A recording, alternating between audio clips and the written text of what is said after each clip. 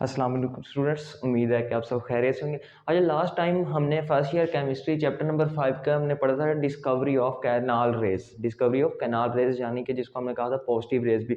Last time हमने पढ़ा था कि हमारे पास एक डिस्चार्ज ट्यूब होती है।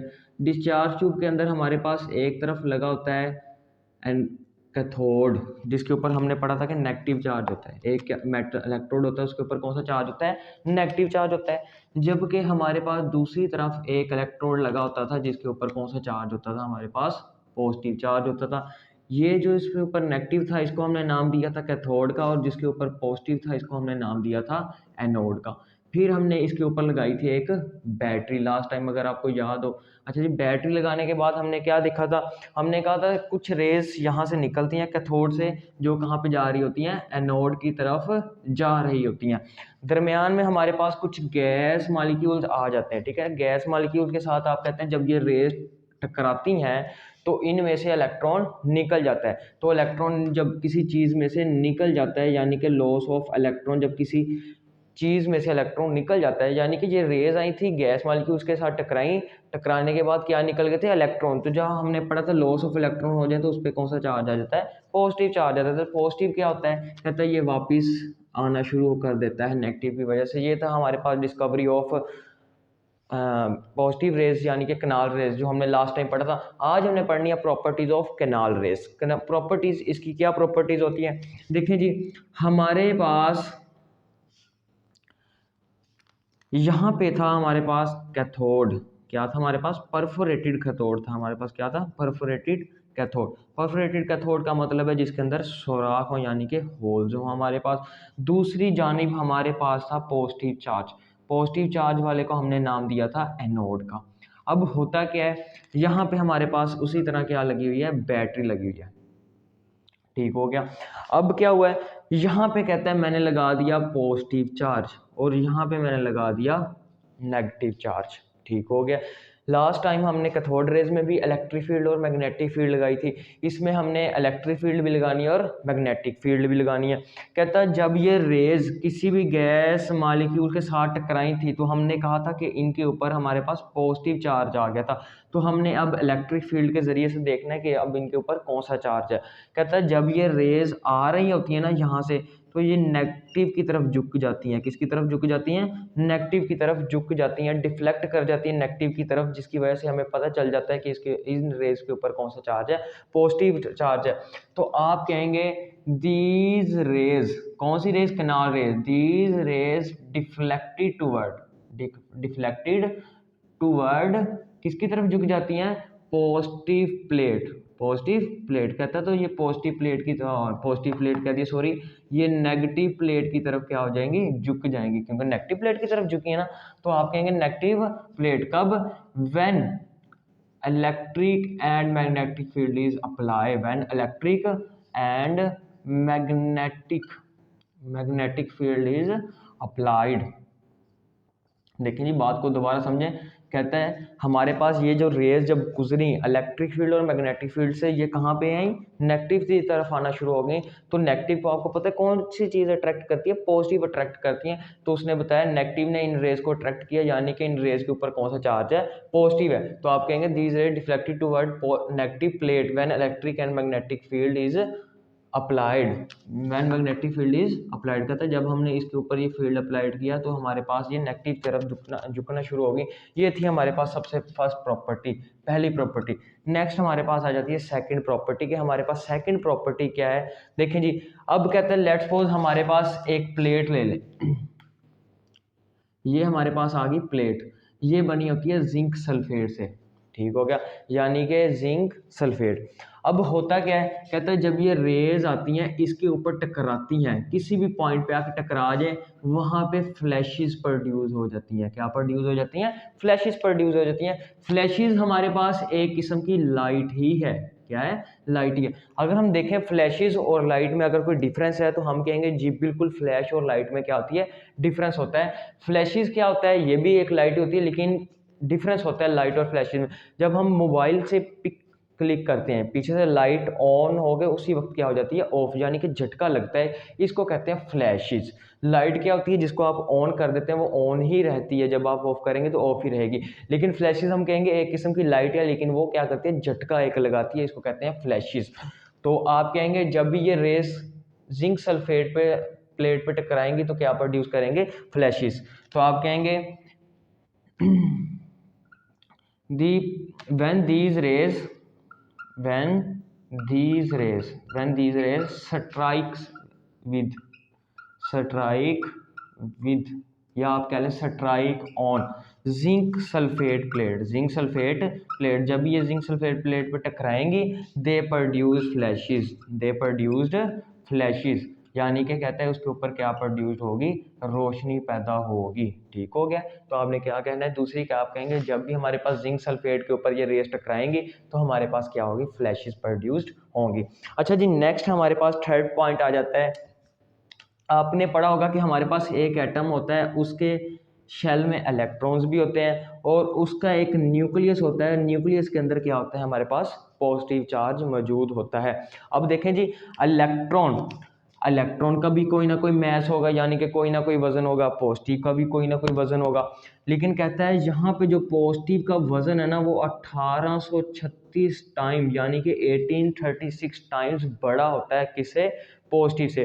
कैसे, अगर हम लेट्स सपोज ले लें, हम कहें कि ये जो इलेक्ट्रॉन है वो हमारे पास 1 किलोग्राम का एग्जाम्पल है, या आप कह लें सिर्फ 1 ग्राम का है, कितने ग्राम का है, 1 ग्राम है मिसाल के तौर पे, तो क्या आप कहेंगे ये 1836 ग्राम का होगा, यानी कि 1.5 किलो से भी ज़्यादा होगा, और ये इतना छोटा होता है। ठीक हो गया।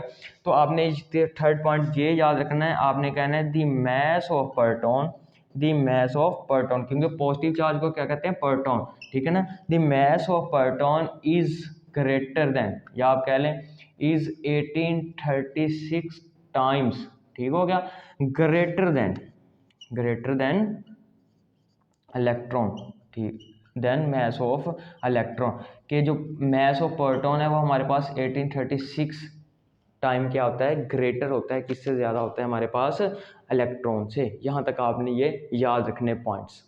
बस ना एक इम्पोर्टेंट शॉर्ट क्वेश्चन आता है बोर्ड के पेपर में, y/m वैल्यू ऑफ प्रोटॉन, या आप कह लें कनाल रेस, क्योंकि प्रोटॉन को हमने क्या नाम दिया था, दूसरा कनाल रेस का दिया था।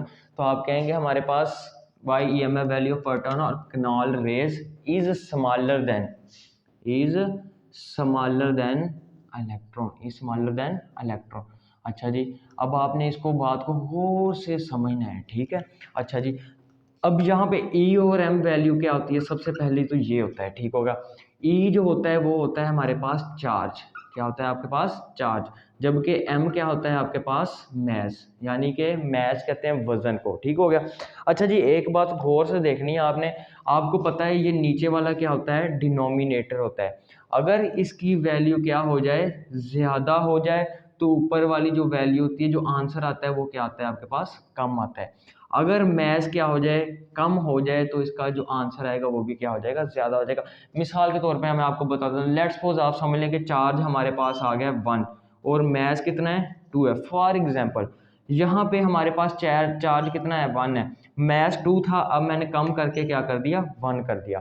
अब देखें जी, मैंने कहा मास ज़्यादा तो आंसर क्या आएगा, कम आएगा, यानी कि जो नीचे वाली चीज़ है अगर वो ज़्यादा हो जाएगी तो आंसर क्या आएगा, कम आएगा। जब मैस यानी कि नीचे वाली चीज़ कम कर देंगे तो आंसर क्या आएगा, ज़्यादा आएगा। करके देख लें।